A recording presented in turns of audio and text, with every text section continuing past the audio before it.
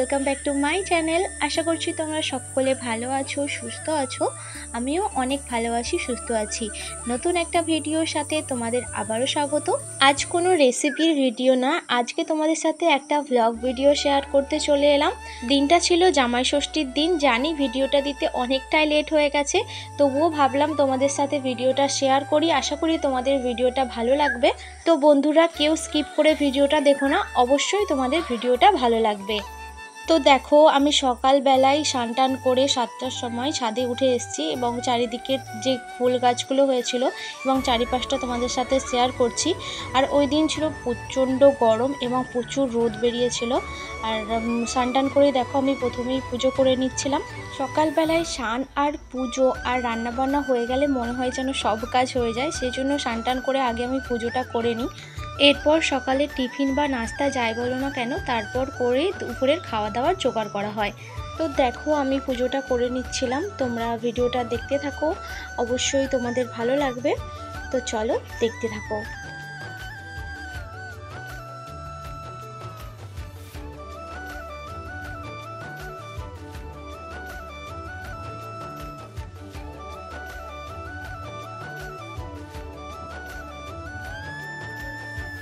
পুজো টুজো সেরে দেখো ওই দিন ছিল যেহেতু জামাই ষষ্ঠী, সেই জন্য দেখো আমি একদম রেডি হয়ে গেছি।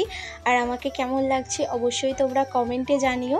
আর বিয়ের একদম 3 বছর বাদে জামাই ষষ্ঠী করতে যাচ্ছে, তো এইবারের আয়োজনটা হয়তো একটু বেশিই হবে। আর আসার সময় আমি কোনো রকম ভিডিও করতে পারিনি, তো মায়েদের বাড়ি চলে এসেছি ফাইনালি। কাজের সূত্রে ও বাইরে থাকার জন্য জামাই ষষ্ঠী হয়নি। তো এই বছর ও ছিল জামাই ষষ্ঠীর সময়, সেই জন্য এই বছর ফার্স্ট ওর জামাই ষষ্ঠী হলো। তো আমারও খুব আনন্দ লাগছিল যে বরের সাথে প্রথমবার হচ্ছে জামাই ষষ্ঠীতে আসতে পেরেছি, তো খুব ভালো লাগছিল। মা প্রথমেই দেখো শরবত দিয়ে দিচ্ছিল, তো শরবত দিয়েই প্রথমে শুরু হলো খাওয়া দাওয়া। তারপর প্রথমেই দেখো আমরা শরবতটা খেয়ে নিচ্ছিলাম। শরবতটা খাওয়ার পর যে জামাই ষষ্ঠীর নিয়মগুলো থাকে, মানে যেইগুলো থাকে বরণ বা দইয়ের ফোঁটা দেওয়া, ওইগুলো মা সবই পালন করেছিল। আর ও ঠিক খুব একটা ক্যামেরার সামনে আসতে চায় না, তবু একটু ক্লিপটা নিলাম। জামাই ষষ্ঠী ব্লগ করছি, তো জামাইকে না দেখালে হয় বলো তো তোমরাই, তাই একটু ক্লিপ নিয়ে নিলাম। তারপর মায়েদের বাড়ি এলে তো প্রত্যেকটা মেয়েদেরই আনন্দ হয়, সেটা তোমরাও জানো, যারা মেয়েরা আছো তারা সবাই জানো যে মায়ের যারা যেখানে বড় হয়েছে সেইখানকে এলে বা ছোট থেকে বড় হয়েছে, অনেক মুহূর্ত কাটিয়েছে, সেই মায়ের বাড়িতে এলে তো প্রত্যেকটা মেয়েদেরই আনন্দ হয়। আমারও খুব আনন্দ হচ্ছিল। এরপর দেখো জামাই ষষ্ঠীর যে নিয়মগুলো থাকে ওইগুলো মা করে নিচ্ছিল, দইয়ের ফোঁটা দেওয়া বা আশীর্বাদ করা, ওইগুলো সব করে নিচ্ছিল মা। তো চলো তোমরা ভিডিওটা দেখতে থাকো।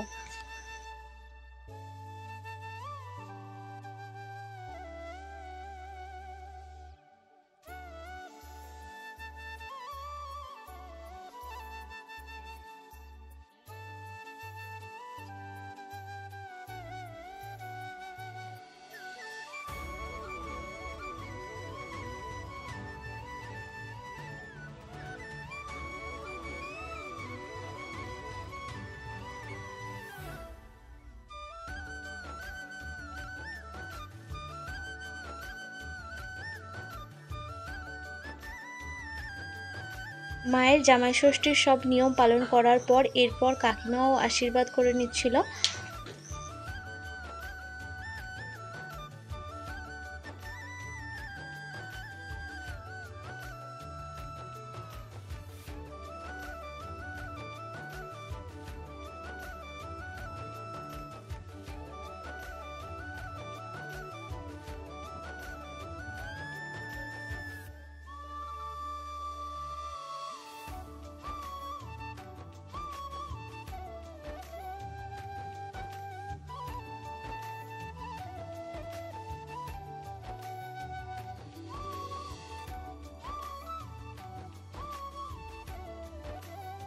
জামাই ষষ্ঠী উপলক্ষে তো মায়েদের দিকে হচ্ছে শাড়ি কাপড় দিতে হয়, সেই জন্য দেখো দুটো শাড়ি নিয়েছিলাম কাকিমা আর মায়ের জন্য।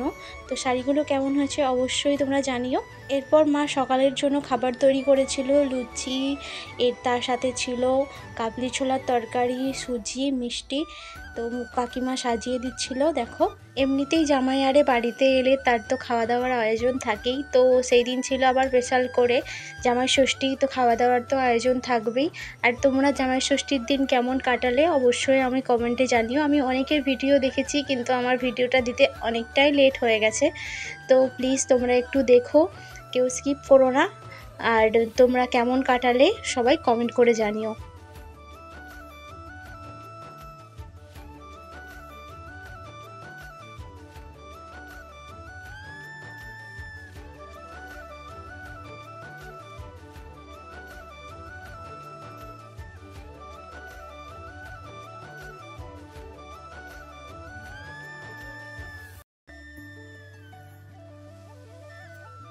আর জামাই ষষ্ঠীর স্পেশাল খাসির মাংসটা বাবাই রান্না করেছিল, কারণ বাবার খাসির মাংসটা বেশ ভালোই করে, সেই জন্য মা বাবাকে বলল তুমি রান্নাটা করো। আর সত্যি খুব টেস্টি হয়েছিল আর খুব ভালো হয়েছিল রান্নাটা। আর জামাই ষষ্ঠী স্পেশাল আর কি মেনু হয়েছিল সেটা তোমাদের সাথে ভিডিওতে শেয়ার করলাম। তো বন্ধুরা, আজকে তোমাদের সাথে একটা ছোট্ট ভিডিও শেয়ার করলাম, আশা করি তোমরা সকলে ফুল ভিডিও ওয়াচ করবে। তো আজকের মতো টাটা, তোমরা সবাই ভালো থেকো, সুস্থ থেকো, নিজেদের খেয়াল রেখো। আর তোমরা জামাই ষষ্ঠীর দিন কেমন কাটিয়েছিলে অবশ্যই আমাকে কমেন্ট করে জানাবে। তো আজকের মতো টাটা, তোমরা সকলে ভালো থেকো।